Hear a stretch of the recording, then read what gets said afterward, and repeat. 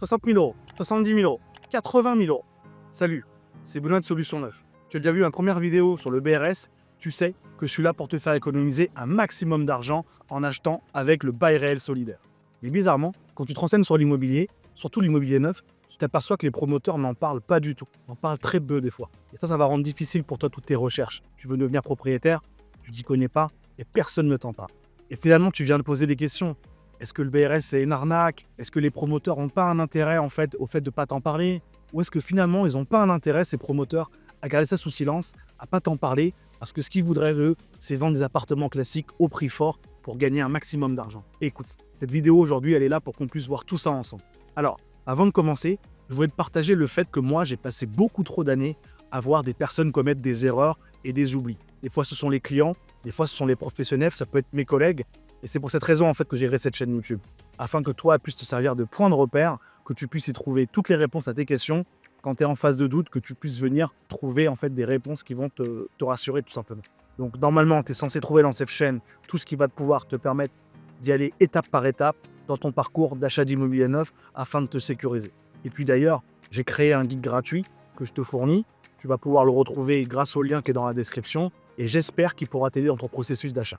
Alors si au quotidien, tu vois que ce que je fais, que cette vidéo, elle t'aide ou elle t'inspire, elle te motive à devenir propriétaire, abonne-toi et like l'ensemble des vidéos. Allez, c'est parti, let's go. Pourquoi le BRS est encore trop discret chez les promoteurs? Moi, s'il y a bien quelque chose dont je suis certain à ton niveau, c'est que le BRS, il est bourré d'avantages. Pourquoi? Parce qu'il va te permettre d'acheter moins cher. Mais la question qu'on doit se poser, c'est pourquoi c'est pas une priorité pour les promoteurs? Alors, la raison principale, mais il y en a d'autres. La première, ça va être une question de marge, une question de bénéfice. Les marges, elles sont plus faibles à leur niveau. En BRS, ce qu'il faut avoir à l'esprit, c'est que le terrain, il va rester la propriété de l'OFS. Tu te rappelles, l'organisme de foncier solidaire. Et donc, au niveau du promoteur, lui, en fait, il va te vendre que le bâti. Ça va réduire son prix de vente, ça va réduire son chiffre d'affaires. Tu connais l'adage, moins de chiffre d'affaires, moins de bénéfices. L'autre raison, qui va être également un vrai frein pour eux, c'est que c'est bourré de contraintes administratives. C'est très lourd, il y a de la paperasse, ça vient se rajouter à un système qui était déjà assez complexe pour eux à mettre en place. Et le BRS n'est pas venu améliorer ni simplifier tout ça. Je te prends un exemple, mais de façon systématique, le BRS va nécessiter en fait un partenariat avec l'OFS. C'est ça qui va rajouter des étapes supplémentaires et qui va en fait durcir ou rallonger le processus qui va permettre au promoteur de mettre ça en place pour toi. Alors si on est bien d'accord que le rôle que va jouer l'OFS va consister en fait toi à t'apporter des garanties, lui pour le promoteur c'est de la contrainte, c'est beaucoup plus de contrôle, c'est moins de marge de manœuvre, moins de liberté et notamment moins de liberté sur les prix. Si tu vois où je vais en venir. Il faut aussi se dire les choses, le marché du BRS, ça va être un marché aux yeux du promoteur qui va être beaucoup plus restreint. Restreint pourquoi? Parce qu'il y a moins de clients éligibles. Cette notion d'éligibilité elle va poser un vrai problème pour les promoteurs parce que soit ces fameux logements en BRS, ils sont réservés uniquement à une catégorie de ménages, c'est ceux dont les revenus ne vont pas dépasser un certain plafond, un certain niveau. Et ça, mathématiquement, forcément pour le promoteur, ça fait moins de clients. Donc quand tu vois qu'un promoteur, lui, ce qu'il veut, c'est vendre vite, vendre rapidement, il aura toujours un intérêt à s'adresser au plus grand nombre de personnes. Et le BRS, ça ne vient pas répondre à cette logique.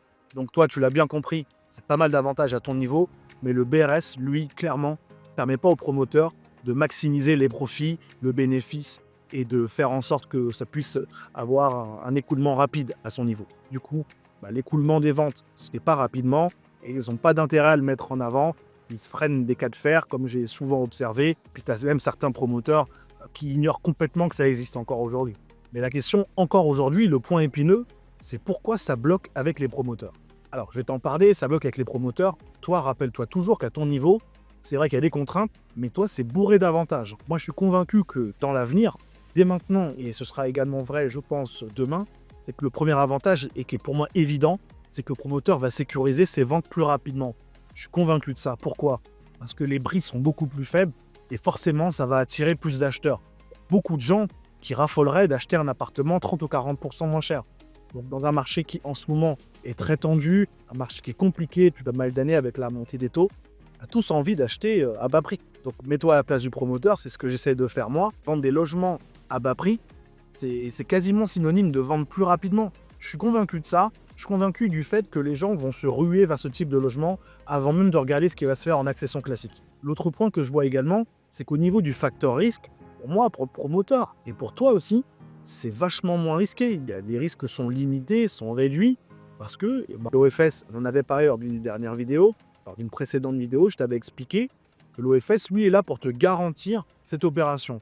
Et surtout pour garantir qu'au moment de ta revente, le prix soit encadré.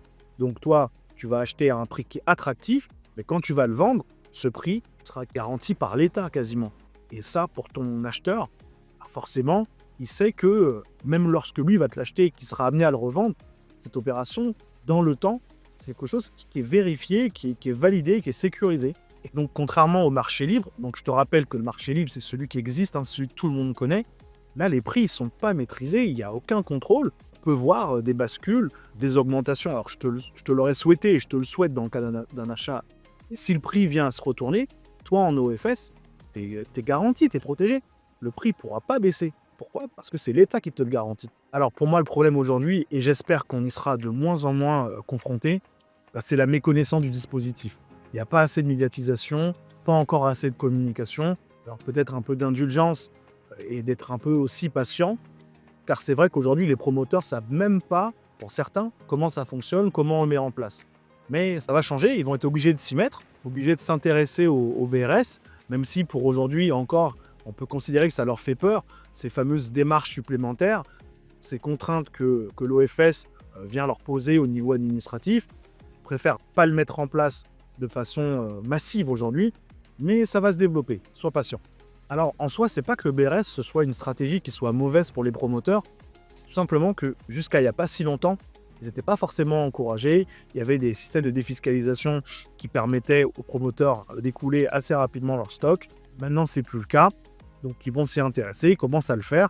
Et puis, tu verras que d'ici très peu de temps, ce sera quelque chose qui sera beaucoup plus médiatisé, sur lequel il y aura une meilleure communication. Donc, laissons-leur le temps de s'y mettre et de s'intéresser à savoir comment on met ça en place. Alors, toi, concrètement, comment tu fais pour trouver un logement neuf en BRS? Alors, s'il y a bien une vérité, et je suis d'accord avec toi, les promoteurs n'en parlent pas beaucoup, mais ça ne veut pas dire pour toi que c'est une mission impossible. Tu vas pouvoir trouver ton logement, fais-moi confiance.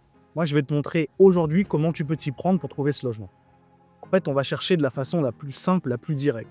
Ça va être de te renseigner auprès des OFS. Donc, ce qu'il faut savoir, c'est que dans chaque région, et probablement dans la tienne, il existe un OFS, un organisme de foncier solidaire qui va en fait proposer tous les programmes en BRS existants et pour les années à venir. Et l'astuce la plus simple que je vais te donner, c'est d'aller sur Google. Tu tapes sur Internet OFS, espace ta ville ou espace ta région, et là en fait tu vas trouver tous les projets en cours. Si tu es curieux, si tu es curieuse, je t'inviterai aussi à te rapprocher des bailleurs sociaux, tous ceux que tu connais dans la partie HLM, les plus grosses entités qui soit sont en partenariat ou montent et subventionnent des projets en BRS. Et certainement dans ta ville, dans ta commune, en te rapprochant du service concerné, du service logement, tu vas pouvoir leur poser la question s'il existe ou s'il est prévu pour bientôt des programmes de logement en BRS.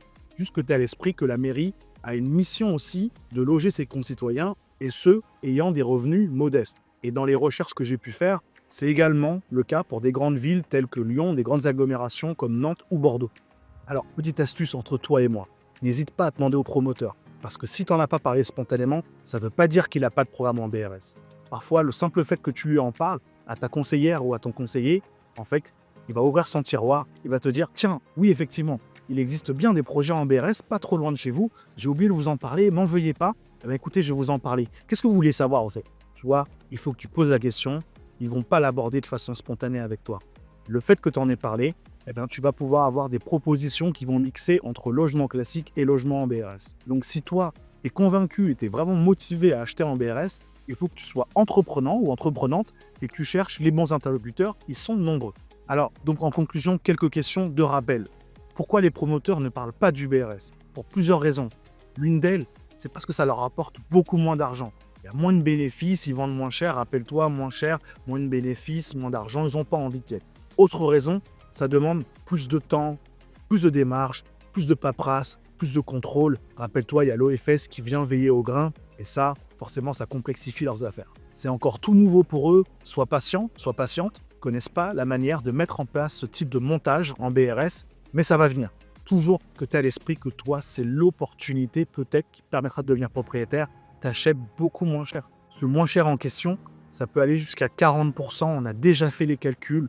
Des fois, c'est 50, 100, 150 000 euros de moins que le prix classique d'un appartement. Et puis grâce à l'OFS, ton bien est sécurisé. En tout cas, qu'est-ce qui est sécurisé? C'est le prix de ta revente. Il n'y aura pas de fluctuation à la hausse, mais pour le coup, c'est quasiment garanti que tu ne perdras pas d'argent, pas de moins-value. Donc c'est une solution qui va te rendre propriétaire de façon abordable, même dans les zones tendues. Tu le sais, dans les grandes villes, l'immobilier est hors de prix. Et toi, la vraie opportunité, c'est que tu vas pouvoir acheter ça à prix bradé. Alors moi, dans mes prochaines vidéos, j'ai prévu de te parler de plusieurs choses. Dans une vidéo, je vais t'expliquer quelles sont les différences que tu peux trouver entre le BRS et une location d'un appartement classique. Et pourquoi c'est mieux d'opter pour le BRS. Dans une autre vidéo, je te parlerai et je t'expliquerai comment tu vas revendre ton bien lorsque tu l'as acheté sous BRS et qu'est-ce qu'il faut absolument que tu saches, toi, avant d'acheter. Commence à y être habitué. Je te demande à chaque fois si tu as des questions, donc surtout, tu n'hésites pas. Si tu as des remarques sur le BRS, tu les mets tout simplement en commentaire et je me ferai, comme d'habitude, une joie de pouvoir tirer bon. Alors, la vidéo touche à sa fin. Abonne-toi dès maintenant à la chaîne Solution 9 et je te dis à bientôt.